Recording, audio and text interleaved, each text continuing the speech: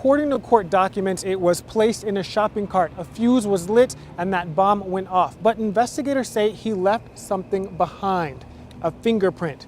And that shined a light on the case and made a huge break for investigators. She says her daughter usually cuts through this section to get to their apartment. She says ever since these clowns have been spotted, that's not happening anymore. She said she also stayed home from school because she's so scared. But you can see that wind is certainly picking up at this point in time. You can see the flooding that's starting to take place on the street.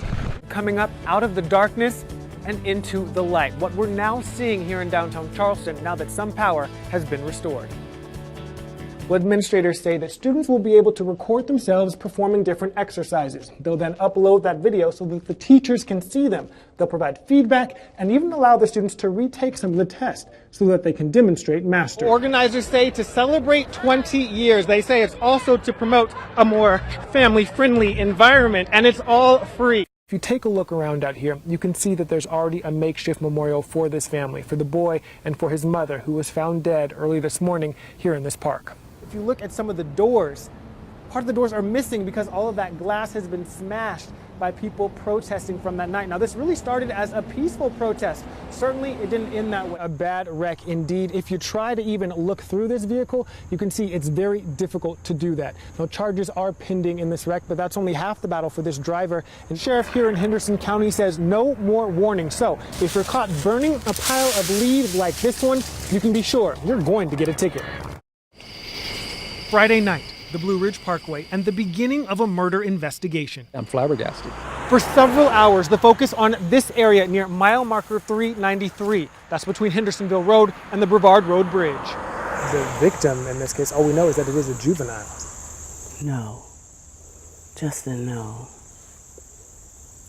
Oh, Lord, I hope not. Okay. We'd later find out the victim was a 6-year-old little girl, who family members and the medical examiner identified as Lila Pickering, a first grader at Johnston Elementary. Her father charged with murder, her mother in Florida after leaving Seth Pickering a year and a half ago. I went to leave and the cop was supposed to send Lila with me and he didn't. And I've been fighting with the courts in D.C. But back in the Leicester area where Pickering lives, SpongeBob shades and all, neighbors are stunned after replaying Seth Pickering's moves the final hours before his daughter was found. You can hear when someone goes to the trash, so I know that's where he went. And I saw the stuffed animal. When you leave, you'll see the little rabbit on the ground. That was, I just assumed he was just throwing some of his daughter's, toys away.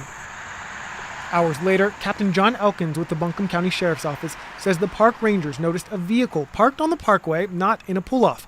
They got out to investigate and found Lila. It tears me apart. A grandmother heartbroken for herself and her daughter. There's not one thing I can say or do that's going to help. With so many questions surrounding the death of this little girl. If he has done something against a child or juvenile, may God have mercy on his soul. That's not tolerable. In Buncombe County, Justin Hinton, News 13. Tonight, Tennessee's governor is in Gatlinburg, surveying the damage from the state's largest fire in 100 years. It's a little numbing, to be honest with you, to see the extent of the damage. The remnants of that fire still felt, burning near downtown Gatlinburg. And tonight, there's fear of what could come after at least 3 people have been killed. If the wind comes at the same time the rain, not so much of a problem. If the wind comes a couple of hours ahead of the rain, then our jobs get extremely dangerous again this evening. Overnight fires resulting in this, our first look at the main thoroughfare through Gatlinburg. A church, a gas station, a home still burning, just a few of the wildfire's casualties. Smoke and fire still covers parts of downtown Gatlinburg, including this restaurant right here, what's left of the Alamo. Fire officials say early estimates indicate in the city alone more than 100 structures burned. 12 people from the area injured and 1,200 checking into Red Cross shelters. But there's a bright spot to some of this. The aquarium, still standing, none of the animals harmed. And the mayor hopeful that in time, the city will come back. It's just a time you just have to rely on each other. If you didn't have the support, it'd be unimaginable. But we're all lifting each other up, and we're going to continue to do that, and we're going to rebuild our town. Make them honest, boys. Make them honest. For all his success in the water, Let's attack the ball now. Attack the ball. on the gridiron, donned in blue, Lucky Haller is nearly invisible, save for the signature stash he's kept over the years. Many of his athletes have no idea what he accomplished 24 years ago, Keep communicating, guys. before many of the people on this field were even born. I got to race in 2 Olympics in 1992 in Barcelona, Spain, and in Sydney, Australia in 2000. The sport, whitewater canoeing.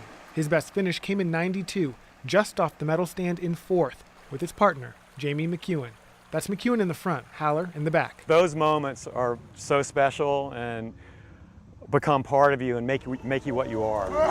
So much so that back on the field, the memory of McEwen flies high, represented by the flag of the '72 Games, his first trip to the Olympics. When I see the flag flapping in the breeze and snapping in the wind, I feel like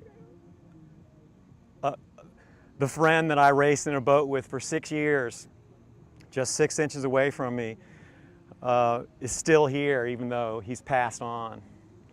And I have that nostalgia and that emotional attachment to that particular flag from 44 years ago. Haller doesn't compete anymore, but he still considers himself a fan of the Games, I still get goosebumps. watching everything he can and passing on the lessons learned over his 20-year career to the next generation of athletes. Sell it, boys, sell it.